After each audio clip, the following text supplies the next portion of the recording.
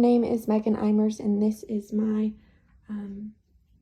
life-size drawing of the veins and arteries in the body. So, kind of to start, we'll talk about the veins, and we didn't have a ton of veins to label, but normally when we would be talking about this, we would label the veins in the legs and then move upward. So I'm just going to go very briefly.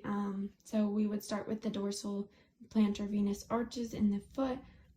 Those are the veins that are in the foot and will send blood back to the body. And then that goes up. We have the popliteal vein, which is right behind the knee. And then the femoral vein, which is in the femur. And so we also have something called the deep femoral vein, and that's this like little projection over here.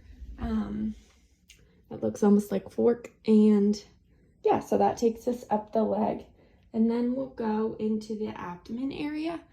And so in the abdomen area, we have the, going up still, the external and the internal iliac vein. And so the internal goes towards the inner side of the body, and the external goes to the outside. So one goes to the internal and one goes to the external, and then those come back together and meet to create the common iliac vein. And then moving up from there, we have the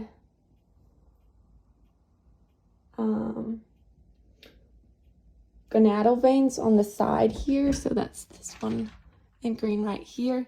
And then splitting off, in the middle, we have the renal veins, the hepatic veins.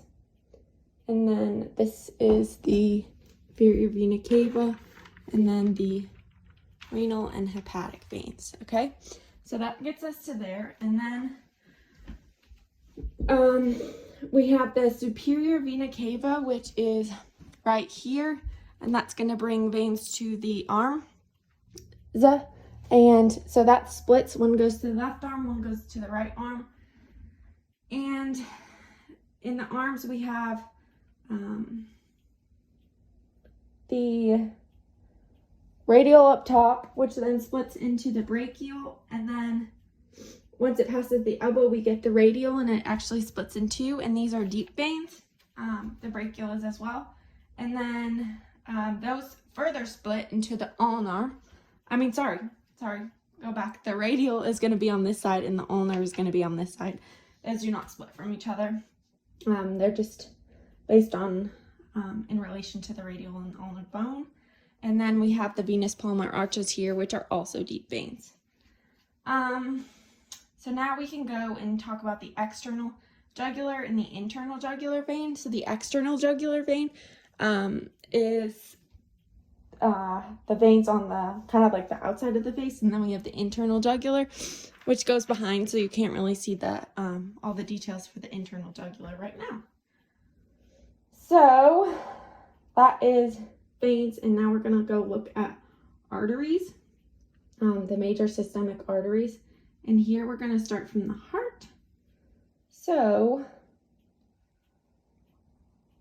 we have our heart here, and then this is our aortic arch, and you see at the top of that aortic arch, there are three splits. So we have the brachiocephalic trunk right here, and then it splits into the subclavian artery. The common carotid, which is this middle one. And then on the right, we have the subclavian artery here.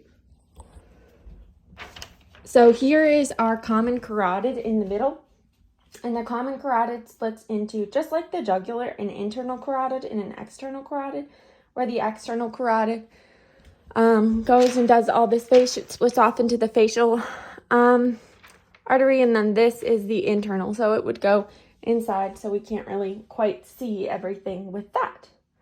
So now going into the subclavian, right here, then we have the axillary artery, and then that becomes the brachial artery in the arm, and then the brachial artery splits. And we have now the radial and the ulnar arteries. So the radial artery is going to be right here, labeled 9, and the ulnar artery is going to be right here, labeled 10. So then we have something called the interosseous, and so that's these two that are coming in the middle here. And then palmar arches again, like this is a palmar artery, arches here. So that goes to the arm. Now, so we did that. Let's go to the middle. So we have, coming down the middle here, the abdominal aorta. We have the common hepatic artery here, and then the splenic artery here. Then it splits again. The abdominal aorta splits again to the renal arteries, and then we have it keep coming down, and then it splits just above the pelvis, and we get the common iliac artery once it splits. So here's the common iliac artery, and the common iliac artery actually splits into the internal and the external iliac artery.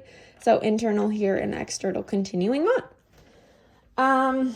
So then, similar to the veins, we have the femoral and the popliteal. This time they're arteries. So the femoral is going to be in the femur area.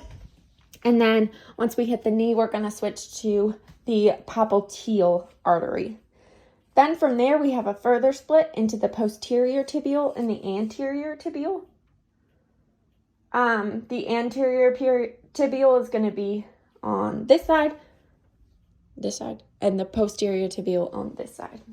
And then we have the dorsal pedal artery, which is going to be this circle one that goes around the foot right here.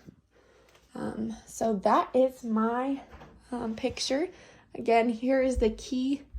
My 80-year-old grandma had to trace me, and she has a broken arm. So this was left-handed. So forgive the craziness. And then I just wanted to mention, again, because I don't know if I was super clear going through it the first time, the venous palmar arches, the radial vein, the ulnar vein, the brachial vein, and the axillary vein are all deep veins, not superficial veins. That is my presentation. Thanks.